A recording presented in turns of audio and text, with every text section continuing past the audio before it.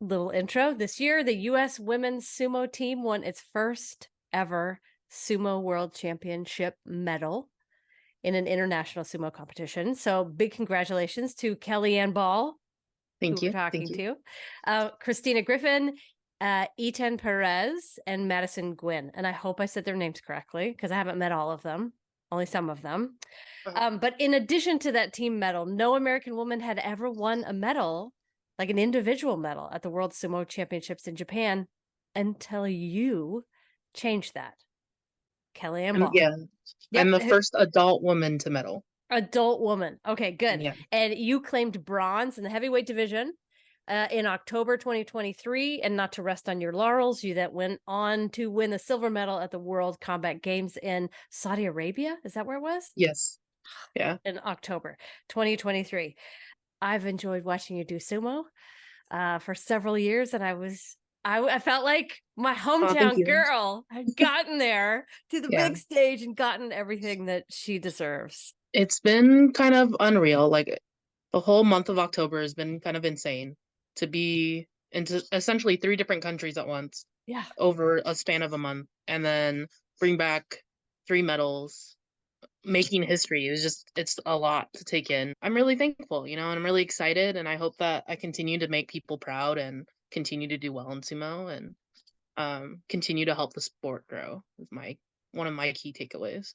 Is there one moment that stands out for you that you're just going to remember forever? Yeah, like after so in Saudi Arabia, I went up against Japan's Airi Hisano, and she's a very tough opponent, and I really didn't think I was gonna win that match going into it. But if you've seen the clip, I literally fall right on my face, and I just remember like At the very flipping end. over, Yeah. and I wasn't sure if I had reached too far out to catch myself or not, and Oh. I didn't know if I won that match, and Oh, I sat really? up and I was like, "Okay, I don't know what happened." And then just having the Yoji, declare me as a winner was, like, a moment of, like, "Oh shit, I did it?" I did it. I beat Eri-san, and I don't think it really clicked that I had essentially cemented the silver at that point. I was Yeah. like, "Oh, yeah." Yeah, I you was just like, did. I did, yeah. And then I was like, "Oh shit, now I have to go against Ivana, who's a very scary opponent to go against." Is she? But yeah, she has a very, like, tough presence about her, right? She's also just, like, taller than I am. I look If you look at the medals pictures, I'm the shortest one on that podium. Yeah. And I'm not even that short. I'm like 5'5" and a half, which is taller than the average American woman. Well, how tall are these women from Ukraine and Poland? Ivana's probably close to 6 feet, maybe 5'11". The Polish girls are also up there in the 5'10", 5'11". And then the girls from Estonia are all have to be at least 6 feet tall. They're Really? all, like, massively tall compared to me. I'm like, "Wow." How do you compare to the Japanese wrestlers? Airi-san's probably only, like, maybe an inch, half an inch taller than me. She's about the same height as I am. Okay. But I'm larger in comparison, like, weight, and then I'm definitely taller than Kon Hyori. And what Yeah. was the atmosphere like at the competitions? Were people talking? Was it super competitive? What was it like? I mean, it always depends on the person, right? Like, certain, people are just more friendly. Like, we're really close with, the Brazilian team. I think there's this camaraderie of being, like, part of the Americas, Mhm. and so there's a lot of love and just, like, enjoyment between the competition between us, you know what I mean? But everybody's always really, really nice and kind, and, like, I spoke to Kon Hyori a bunch while I was in Japan, and not everybody speaks English, obviously, so, like, there's a lot of language barrier, but, you always give yourself a handshake and a hug afterwards and, you know, get to hang out with everybody. The after party in Japan was fantastic. In what way? So we started an arm wrestling competition during dinner, and then all of a sudden we had at least 5 other countries around us in our tent, all screaming and enjoying into the arm wrestling competition. Mind you, we were, like, barbecuing meat and drinking beer at this point, but it was very loud. And then we actually had, like, referees still in their Gyoji outfits calling Hakyoi for the start of the arm wrestling. It was fantastic. I wonder if that's the way it works, like, in the professional world. They all go out drinking and they just arm wrestle all night long. I hope so. I I can hope only so dream. too. So what do you think was your secret sauce? How'd you do it? What was it? I don't know. I just kept going, you know? I don't think a lot in terms of, like, I'm not one of those people that go into a match and, like, "This is my plan," right? I just go up Okay. there and I let my body do what it's been trained to do and taught to do, and I let the muscle memory take over, and I don't know, I just went out there and tried my hardest. You know, I've been really lucky enough to train with some really great people, like training with, Yama and Takeshi, you know, have been big coaches in my life, and having them really kind of set the foundation in my sumo is, I think, is part of the reason why I made it so far. You Well, know, and it seems to me like you're very, very good at staying grounded and moving forward at all hmm costs. Just stay low, move forward, control your opponent, yeah, back them out. But please tell me if I'm missing like some secret thing that you always do that I'm not catching. no, I don't. My sumo's not that fancy. You know, just moving forward. I mean, everybody has their own style, and your Yeah, style is just very calm and hmm centered and like, let's get the job done. yeah, And I'm not going to let you do all the tricks. I'm yeah. just going to run you over, It's essentially. really That's what it about, looks like, like. just kind of absorbing whatever they're doing and then continuing forward, I think. And then I usually end up getting hit in the face. I think that's part of the key of my good sumo Hopefully, is me it's your getting hit in the key. face. Yeah, yeah, yeah. During the match or after the match when you fall? Both, apparently. Did you get hit hard in the face more than the one time that you fell that way? Going against Ivana, her tachiai was like a smack to the face, and then she, Uh, like, went in. But whenever I rewatch matches, and I'm like, I'm just always getting hit in the face, man. was But just that means part I'm of it. low.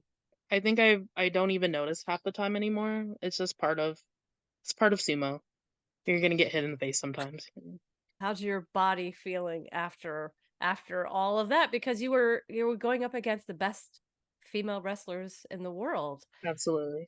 I definitely felt like I needed, like, a really good massage, so maybe some chiropractic afterwards, but, I feel pretty good now. I'm trying to get back into the swing of things, get ready for nationals.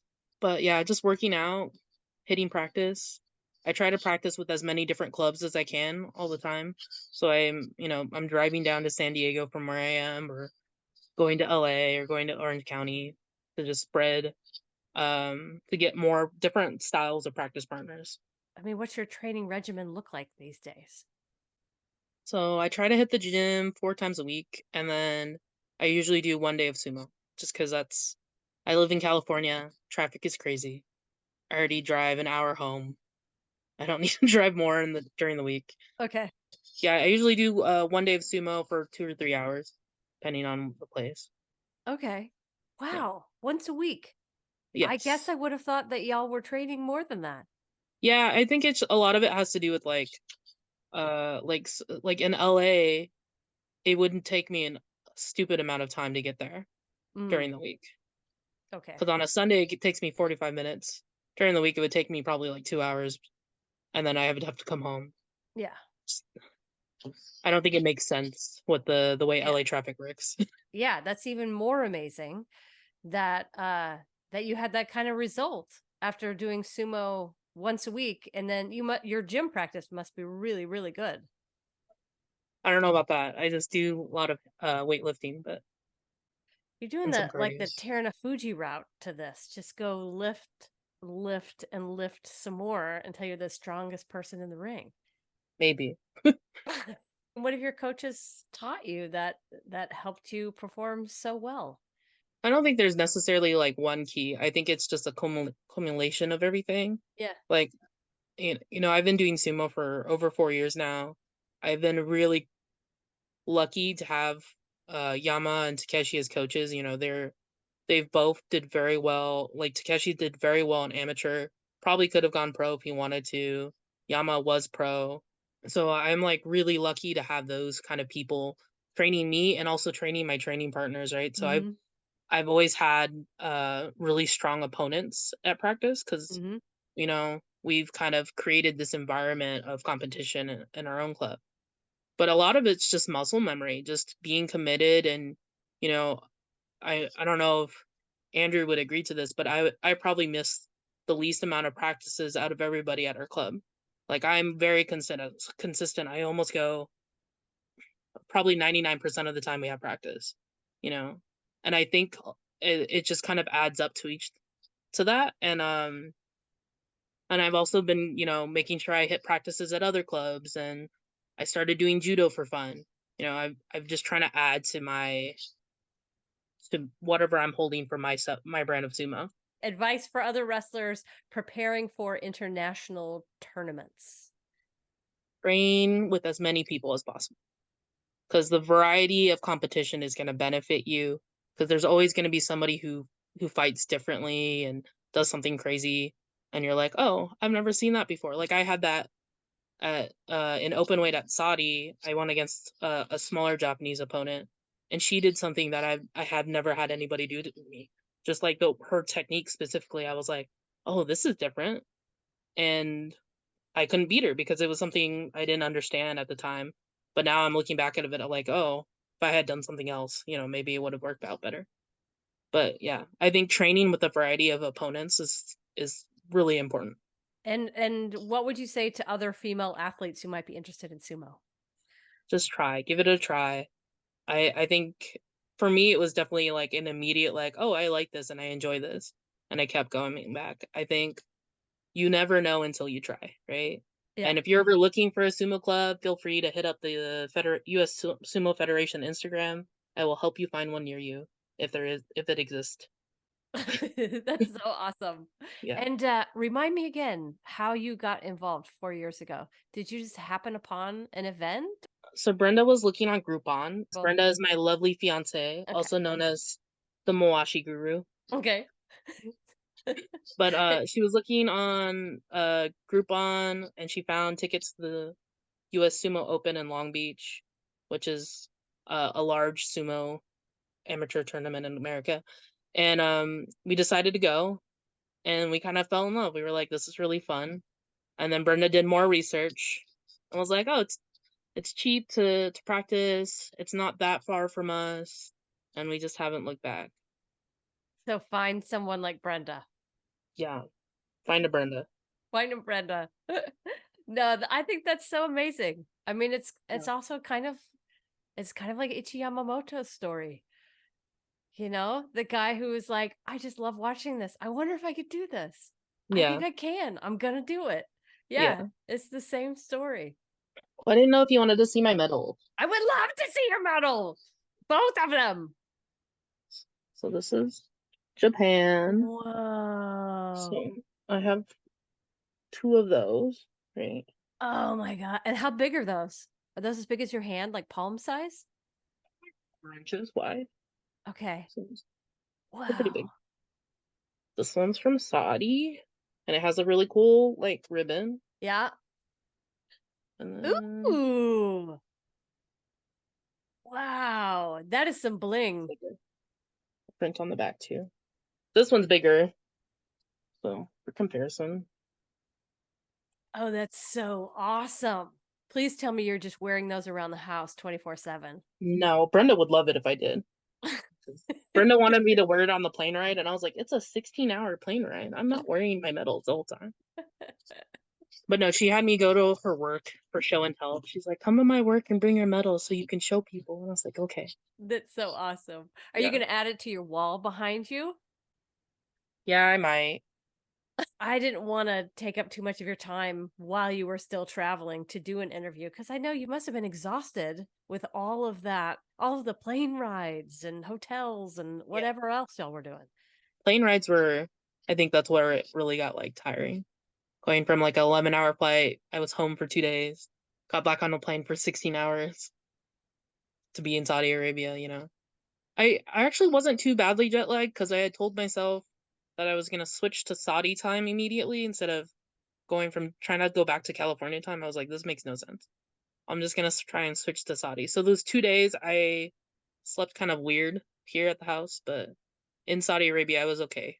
I wasn't too bad. Okay. Coming back, I was a little miserable though. So tell me what your how your coach responded. How did Yama respond when you got back home? Oh, dude. So in Japan, after we left the after party, Takeshi was with me there, so we had a talk, and he gave me a hug and was teary eyed and really proud of me. But I called Yama, who's home in America, and he was just bawling on the phone. He was just so proud of me and so happy for me, and he just kept thanking me because I think in his eyes this is like just proof that he is a good coach, and Yama's an amazing coach. He was just so happy for me, literally That's so just nice. crying.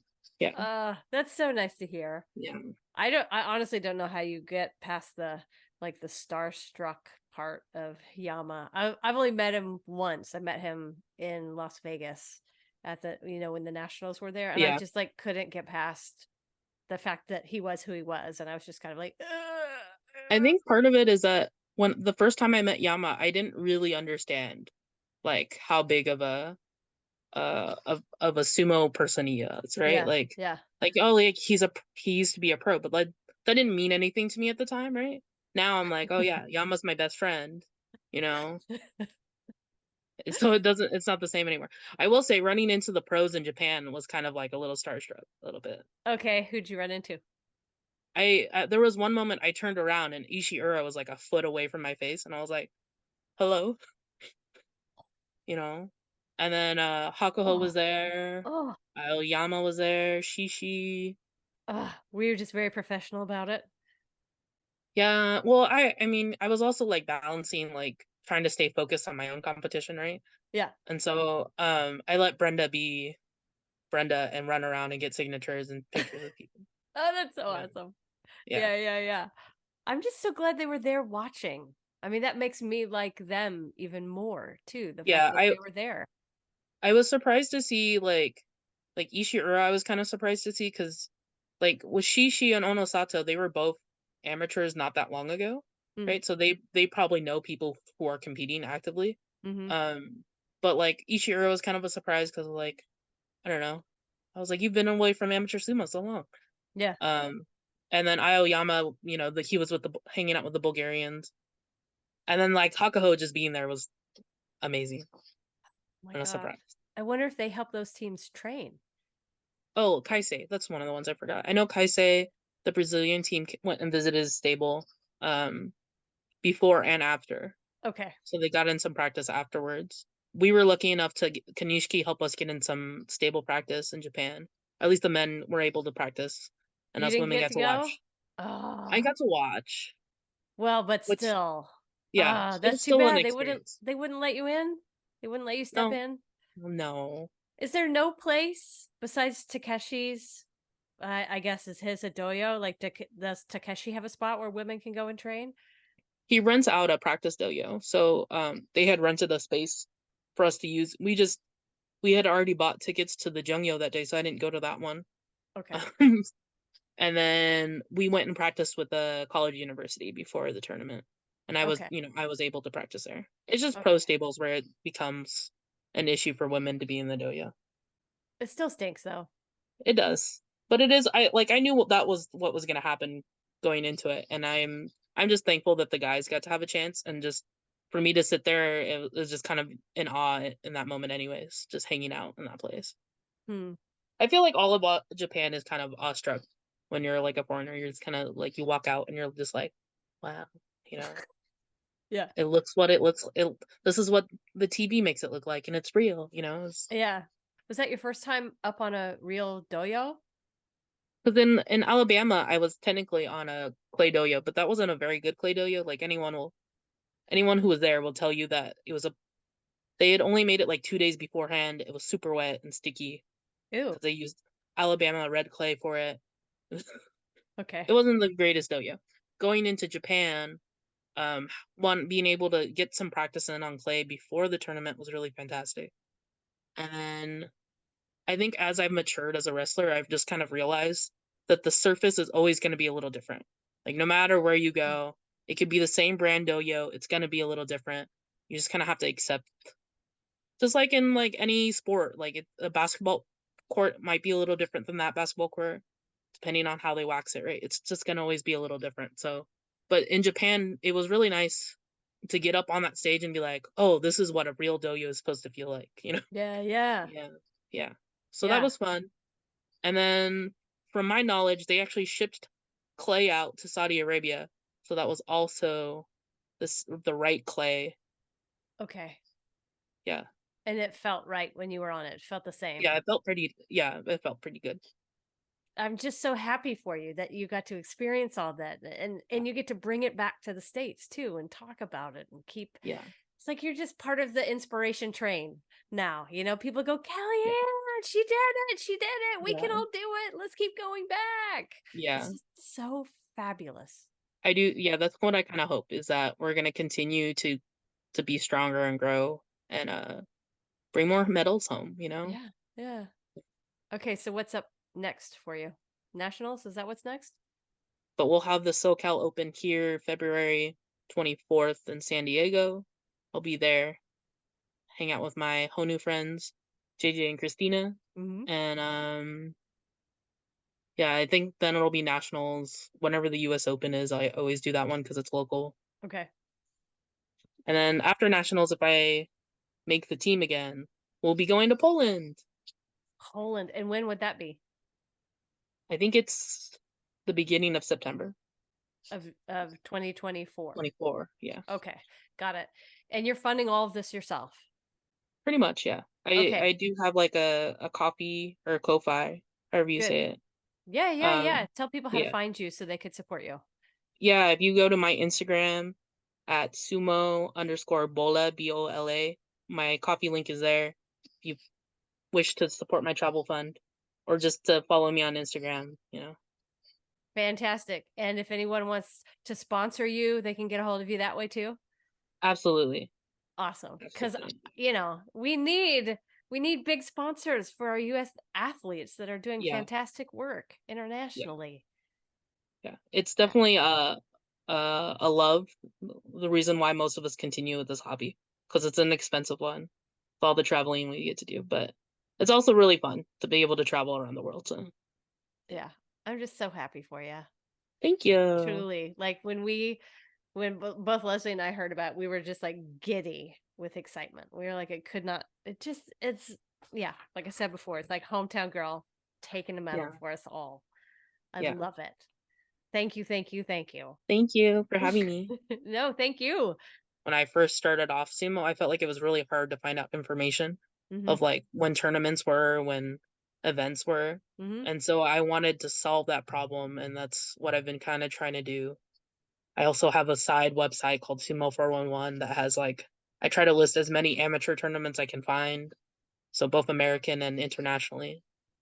Fabulous. So if someone has a tournament that they want to get on there, they should contact you. Yeah, go for it.